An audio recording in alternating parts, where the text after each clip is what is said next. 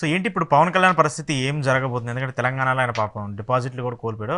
ఒక రెండు స్థానాల్లో ఏదో ఊహించిన ఓట్లు వచ్చాయి. ఏపీలోకి సంబంధించి ఆయన పరిస్థితి ఎలా ఉండబోతుంది? ఆయన అసెంబ్లీలోకి అడుగు పెడతాడా? ఆయన పార్టీకి ఎన్ని సీట్లు వస్తాయని చెప్పి చాలామంది ఉన్నటువంటి ఆసక్తి. అంటే ఇక్కడ ఇష్టమైన వాళ్ళు ఉండాలి, వెళ్ళిపోండి అని చెప్పి అన్నారు. ఉమ్, అంటే తెలుగుదేశం పార్టీకి నేను పల్లకి మోయదలుచుకున్నాను, నాతో పాటు మీరు కూడా బోయిలుగా రండి ఉమ్, అని ఎప్పుడైతే స్టేట్మెంట్ ఇచ్చాడో ఉమ్. అక్కడే ఆయన ఓటమిని వారు అంగీకరించినట్లు అవుతుంది. ఏంటి మీరు కూడా వైసీపీ జ్యోతిషుడా? అని వైసీపీ జ్యోతిష్యుడు ఉమ్, అని ముద్ర వేశారు కాబట్టి. ఉమ్. అంటే మీరు పవన్ కళ్యాణ్కి అసలు రాడు అని చెప్తున్నారు కదా? పవన్ కళ్యాణ్ గెలుస్తాడు, ఉమ్, పవన్ కళ్యాణ్ 100% గెలుస్తాడు, అసెంబ్లీలో అడుగు పెడతాడు, అందులో ఎలాంటి సందేహం లేదు. ఉమ్, కాకపోతే అధికారంలోకి మాత్రం రారు ఉమ్. అంతే.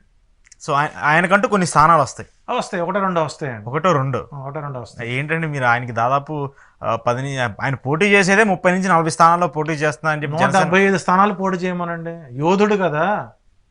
ఇప్పుడు రేవంత్ రెడ్డి చరిష్మా మీద తెలంగాణలో కాంగ్రెస్ వచ్చింది, ఇప్పుడు జనసేన చరిష్మా మీద ఆయన ముఖ్యమంత్రి అవ్వచ్చు కదా. పవన్ నీ జాతకం బలమైందని చెప్పి చాలామంది పెద్దలు మంచి చెబుతున్నారు. అసలు మన ఒక మెగా జ్యోతిష్యుడు అయితే పవన్ కళ్యాణ్ సీఎం అవుతారని కూడా చెప్పారు. ఆల్రెడీ వీడియో రెడీ అయి ఉంటుంది, ముందు రోజు వస్తుంది బయటకు, అది అయిన తర్వాత వస్తుంది.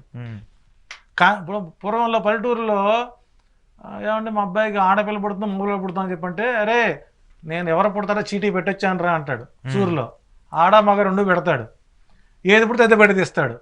అట్లా జగన్మోహన్ రెడ్డి సీఎం కాడు అని ఒక వీడియో రెడీగా ఉంటుంది, సీఎం అవుతాడని ఒక వీడియో ఉంటుంది, ఒకరోజు ముందు రిలీజ్ చేసుకుంటారు. అది విధానం కాదు.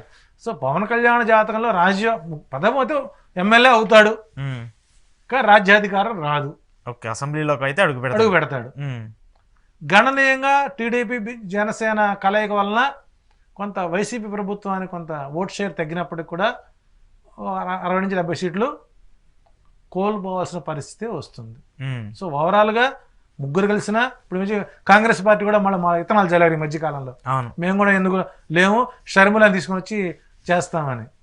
ఎవరు వచ్చినా ఈ టరం తిరిగి మరలా మహిళలు, యువత, వృద్ధులు వాళ్ళందరూ కూడా జగన్మోహన్ రెడ్డికి ఓటడానికి సిద్ధంగా ఉంటారు. యువత ఎక్కడేస్తుందండి? ఏపీలో డెవలప్మెంటే లేదు, అభివృద్ధి లేదు, ఏం జరగలేదని చెప్పేసి వ్యతిరేకత ఉన్నారు కదా. డెవలప్మెంట్ అని అంటే ఒక పక్కన అన్నమో రామచంద్ర అని చేతులు అరళ్ళు దోస్తున్న సమయంలో అభివృద్ధి ఎవరికి కావాలండి? 2 సంవత్సరాల పాటు కరోనాలో విలయతాళం చేసి ఒక మృత్యువాత పడుతున్నప్పుడు సోకాళ్ళు పార్టీలు ఎవరు వచ్చి సహాయం చేశారండి? ఏ పారిశ్రామిక రంగం వాళ్ళు అభివృద్ధి, పరిశ్రమలు, విజన్ అంటారు కదా, ఏ పారిశ్రామిక రంగవేత్త వచ్చి ఏపీకి ఆర్థిక సహాయం చేశారండి? సినిమా రంగంలో ఎవరు సహాయం చేశారండి? వచ్చి ఎవరు సహాయం చేశారా? ఒక పరిశ్రమ పెడతానికి సబ్సిడీలు ఇచ్చి, లీజుకు భూములు ఇచ్చి, కరెంటు, నీరు అన్నీ ఇచ్చి, ఆంధ్రప్రదేశ్లో మా విద్యార్థులకి, మా యువతకి 30% ఉద్యోగాలు ఇవ్వనంటే ఇవ్వటానికి ముందుకు రానిటువంటి వారు కూడా పారిశ్రామికవేత్తలేనా? తెలంగాణలో ఎన్ని కంపెనీలు, ఐటీ కంపెనీలు ఉన్నాయండి? ఎంతమంది తెలుగు విద్యార్థులు ఉన్నారు? వాళ్ళు ఏ స్థాయిలో ఉన్నారు? 15,000 నుంచి ₹1,00,000 లోప. ఇదేనా మన అభివృద్ధి? వాళ్ళు ఎంత సబ్సిడీలు పొందుతున్నారు ఇక్కడ?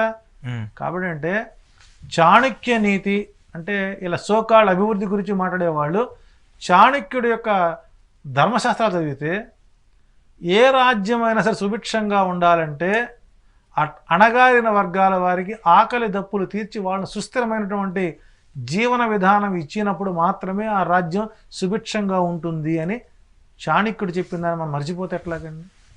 సో కాబట్టి ఆంధ్రప్రదేశ్లో హెల్త్, ఎడ్యుకేషన్, సంక్షేమం ఏం నెక్స్ట్ టైం అభివృద్ధికి పుట్టిన గ్యారెంటీ ఉంది. ఇప్పుడు ఒక రకం ఉంటుందా?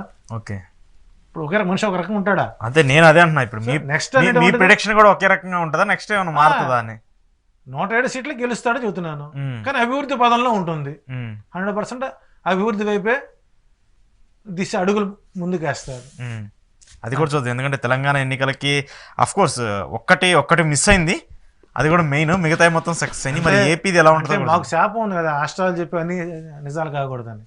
ఇక్కడ నిజం అవుతుందా కాదని కదా. ఇప్పుడు ఒకటి ఆస్ట్రాలజీకి సంబంధించి చాలా మంది, ఎందుకు మన ఇండియన్ సంస్కృతి, భారత సంస్కృతికి సంబంధించి ప్రతి ఒక్కరు ప్రతిదాన్ని ఆరాధిస్తారు, గౌరవిస్తారు.